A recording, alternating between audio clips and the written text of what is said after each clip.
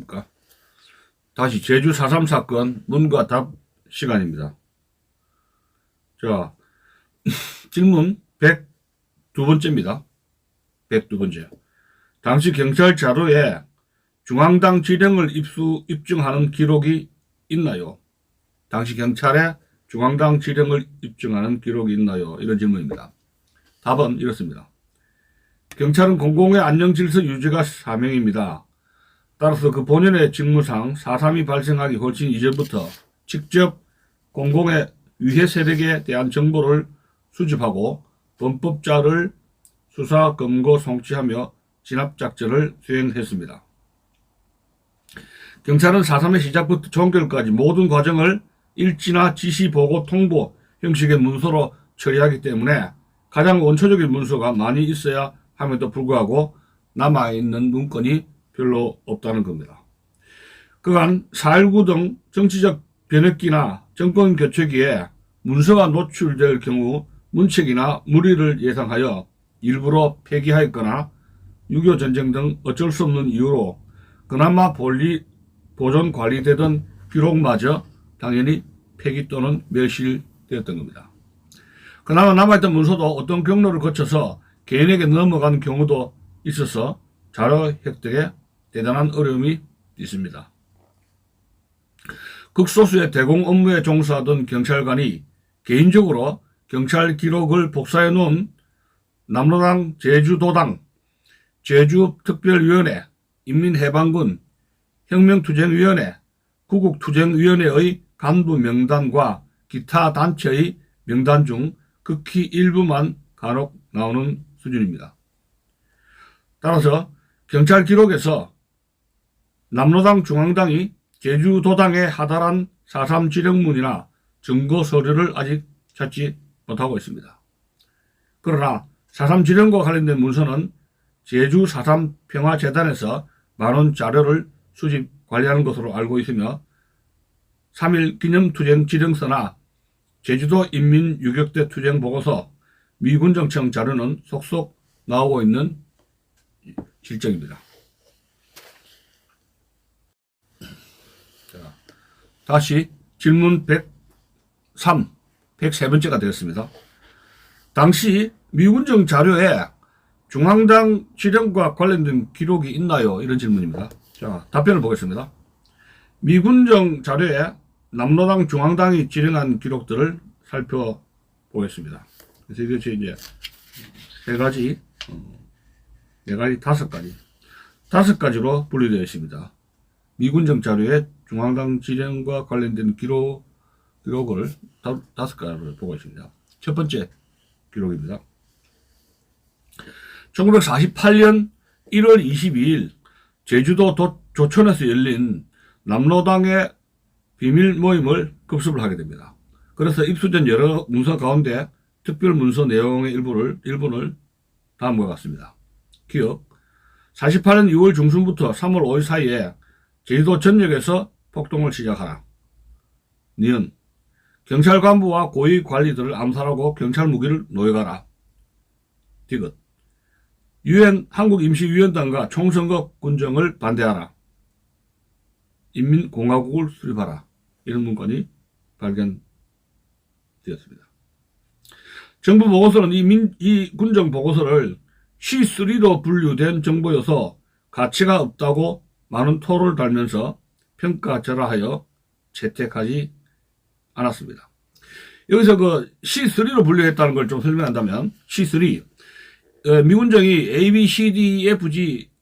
ABCDEF 해가서 6개의 분류를 만들었는데 A는 완전히 믿을만하다. 그러니까 다른 원천에서 확인한 거고 B는 통상 믿을만하다. 아마도 사실일 것이라는 것이고 이게 이제 1급, 2급으로 되죠. 그 다음 C는 상급인데 꽤 믿을만하다. 해서 사실일 수 있다. 해서 여기서 C3로 분류된 겁니다. 그러니까 사실일 수 있다. 꽤 믿을만하다는 것이 C3로 분류된 거죠. 그러나 20여일이 지난 뒤 경찰과 방첩대가 다시 입수한 문건에서도 똑같은 내용이 있어서 이 문서의 신빙성을 뒷받침하고 있으며 이덕구 사살건도 정확한 정보임에도 C3로 분류된 것을 보면 C3라고 그냥 가볍게 볼 일이 아니라는 겁니다. 그 다음에 두 번째 기록입니다. 제주도 1948년 2월 12일 제주도에서 경찰과 방첩대는 남로당 본부를 급습해서 많은 유인물과 1948년 2월 15일부터 3월 5일까지 계속하여 소요를 일으킬 것을 지시하는 서류를 찾아냈습니다. 그래서 찾아냈고, 그래서 조사가 진행 중이다 하는 문건이 나오고 있습니다. 특히 이 문서는 B2로 분류됐음에도 불구하고 정부 보고서에서 전혀 인정하지 않았습니다.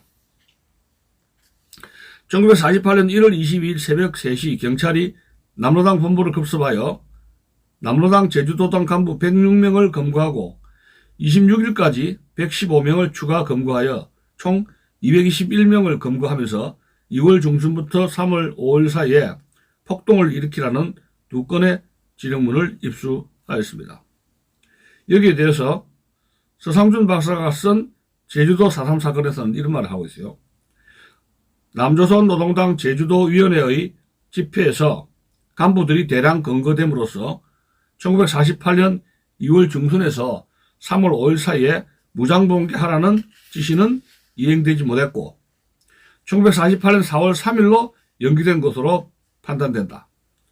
만일에 이때 남조선 노동당 제주도위원회의 간부들이 체포되지 않았더라면 제주도에서의 전면적 무장봉기는 48년 2월 중순에서 3월 5일 사이에 일어났을 것이다 라고 판단했던 겁니다. 하물며 27 폭동 지령도 이미 내려왔으니 중앙당 지령은 모두 3개나 확인된 것입니다. 세 번째로 소위 브라운 대령 보고서, 미군정의 브라운 대령 보고서와 그 부속서인 제주도 남로당 조사 보고서라는 문건에 보면 다음과 같이 기록되어 있는 것이 있습니다. 가. 제주도 남로도당의 활동은 전남도당의 지시를 받고 있다. 남로당 제주도위원회는 전남도당 본부로부터 모든 지령을 받는다. 그렇게 언급되어 있습니다. 여기서 모든 지령을 받는다고 했는데 가장 중요한 무장반격전 지령을 받지 않았다고 할 수는 없는 것이죠. 6명 정도의 훈련된 선동가와 조직가들이 제주도에 남로도당을 설치하기 위하여 외부에서 파견된 것으로 추정된다. 또한 공산주의자와 그 목적에 대하여 얼마간 이해를 하고 있는 500에서 700명 정도의 동조자들이 파견된 6명의 특수조직책들의 운동에 참여했다. 이는 시작부터 조직적으로 중앙당이 개입했고 실제 오르구가 항상 파견되어 지시 감독을 했다는 것입니다. 무장반격에 대한 남로당 중앙당이나 전남도당의 판단은 이런 겁니다. 제주도는 좌익 세력이 강하고 그 세력이 온전한 상태이므로 육지부에서 응원경찰이나 군인이 가지 않으면 작전에 승산이 있다고 보았다는 겁니다. 즉 육지부 상황이 어렵게 전개되면 제주도를 지원할 능력이 없을 것으로 기대를 한 것입니다. 남로당에 의한 제주도 조직은 1946년에 시작되었습니다. 조직은 1947년 상반기 동안에 천천히 진행되었습니다. 남한만의 단독 선거가 치러질 것이라는 사실이 분명해지자 조직 활동이 강화됩니다. 특별 조직책들이 본토에서 파견되었습니다. 이 점에서 볼 때 파견된 조직책의 임무는 남로당 제주도당으로 하여금 단선 단정을 저지하고 공사나 통일투쟁을 지시, 지도, 감독하기 위한 것입니다. 4번. 네 번째. 미군적 인사의 언급이 기록된 자료로 1948년 5월 7일자 동아일보와 서울신문에는 미군정 장관 딘 소장이 제주도를 시찰하고 돌아와서 제주 밖에서 돌아온 공산주의자들의 선동 노략 위협에 잘못 인도된 청년들이 선거 공무원, 경찰관, 애국적 제주도민을 살해하고 있다고 엄명하였다는 기사가 나와 있습니다. 5번째. 1947년 2월 25일부터 47년 2월 26일 넘버 49619 1947년 2월 26일 보고입니다. 북한에서 온 조양신 체포라는 그런 보고가 있습니다. 북한에서 온 조양신 체포. 47년 2월 22일 제주경찰은 북한에서 온 조양신을 체포했다. 그는 소련 스파이 혐의를 받고 있다. 그가 갖고 온 서류들을 조사하고 있다라는 기록이 있습니다.